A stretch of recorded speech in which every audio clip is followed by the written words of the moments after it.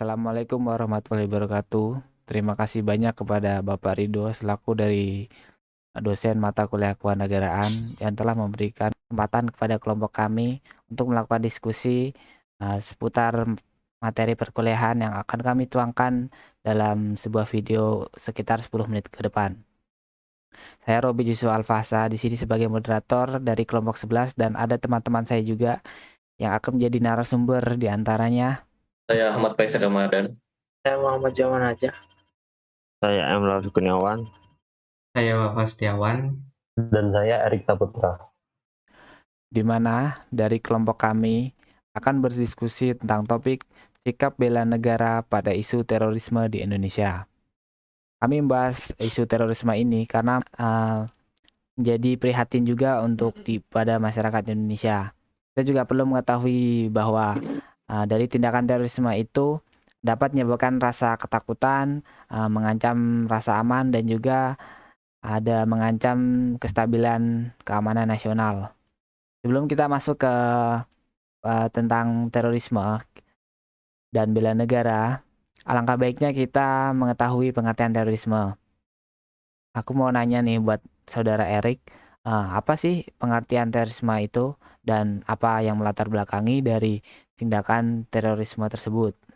Oke, baik saudara Robit. Seperti yang kita ketahui kan kalau terorisme masih sering terjadi di Indonesia hingga saat ini.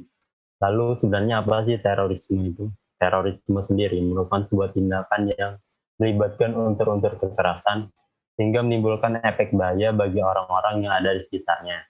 Tindakan yang dilakukan oleh seorang teroris sendiri dalam tanda kutip biasanya tindakan yang melanggar hukum pidana dalam bentuk intimidasi ataupun menekan terhadap pemerintahan, masyarakat sipil ataupun bagian-bagiannya.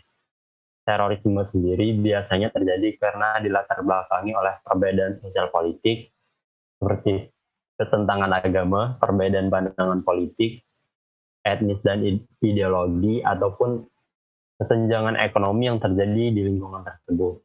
Menurut Fadlizon, pendidikan yang rendah dan pemahaman agama yang minim juga menjadi faktor yang sangat mempengaruhi.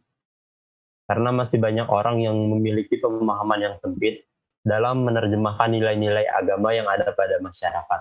Akibatnya, banyak orang yang sangat mudah untuk dipengaruhi oleh oknum-oknum tertentu ataupun kelompok terorisme tertentu untuk melakukan tindakan teror pada masyarakat ataupun instansi pemerintahan yang ada di lingkungannya. Oh, begitu ya. Jadi memang yang melatar belakangi dari tindak terorisme itu dari kebanyakan dari ajakan atau dari pengaruh dari seseorang. Nah, Ya, itu betul. kita juga bisa kembali lagi pada diri masing-masing cara untuk menyikapi dari pengaruh tersebut. Oke, mungkin itu aja untuk latar belakangnya kita sudah mengetahui dan kita akan lanjut lagi untuk tentang isu di terorisme di Indonesia. Nah, dari teman-teman ada nggak di sini yang mau berpendapat tentang isu terorisme di Indonesia? Baik, mungkin saya mau berpendapat mengenai isu terorisme di Indonesia. Bisa kita lihat bahwa kasus terorisme di Indonesia ini sangat rentan. Terbukti dari banyaknya kasus yang telah terjadi di negeri tercinta kita. Bahkan nih, di awal tahun 2021 terdata, dari Januari hingga Mei itu ada 216 orang tersangka sebagai teroris, seperti yang telah disampaikan oleh BNPT, Komisaris Jenderal Boy Rafli Amar. Nah, pada kesempatan kali ini saya akan membahas salah satu isu yang juga merupakan salah satu kasus dari terorisme di Indonesia, yaitu aksi lone wolf atau teroris yang melakukan aksinya seorang diri, yaitu teror penembakan di Mabes Polri, Jakarta Selatan pada Rabu, tanggal 31 bulan Maret kemarin. Pelaku merupakan seorang wanita yang diketahui berumur 25 tahun bernama Zaki Aini. Jadi, terduga itu masuk ke markas polisi dengan menerobos lewat pintu belakang. Lalu terjadi baku tembak antara pelaku dengan anggota kepolisian. Akhirnya polisi mengambil tindakan tegas dan melumpuhkan pelaku. Pelaku pun tewas di tempat. Nah, dari kejadian itu ada beberapa fakta menarik nih. Yang pertama, pelaku merupakan seorang mahasiswi dropout pada semester 5 dari salah satu universitas di Jakarta. Selanjutnya, yang bersangkutan ini memiliki Instagram yang baru ataupun diposting sebelum kejadian, di mana di dalamnya ada bendera ISIS. Nah, yang terakhir nih, faktanya, pelaku itu meninggalkan surat wasiat dalam 2 lembar kertas putih. Dan menariknya, surat itu isinya tidak jauh dari surat wasiat pelaku aksi pengoboman di gereja Katedral Makassar kemarin. Semuanya hampir sama membahas mengenai riba bank dan togut. Dan tentu saja mereka itu berpikir bahwa yang tidak seafiliasi dengan mereka itu dianggap musuh, dianggap togut dan wajib diperangi. Bahkan ada juga kan yang sengaja membuat video sebelum aksi teror. Ya, benar sekali. Ada beberapa yang membuat video sebelum melakukan aksi teror. Tentu saja supaya video mereka bisa disebarkan dan mempengaruhi emosi, sikap, opini, dan motivasi bagi yang menonton videonya. Tentu saja pasti memberikan dampak. Bahkan nggak cuma aksi teror tersebut, tapi juga aksi teror-teror yang lainnya.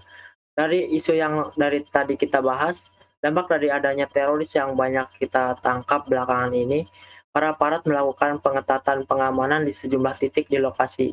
Bahkan keluar masuk tamu pun diperketat agar meminimalisir akan adanya kejahatan terorisme.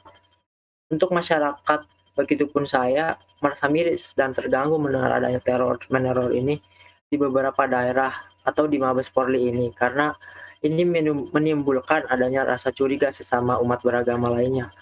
Aksi teror yang mengatasnamakan agama yang membuat citra salah satu agama menjadi buruk di mata umat beragama lainnya. Nah, untuk menyikapinya, apa sih kita lakukan sebagai wujud dari bela negara? Bukan hanya kasus teror di Mabes Polri, tapi seluruh kasus terorisme terjadi di Indonesia.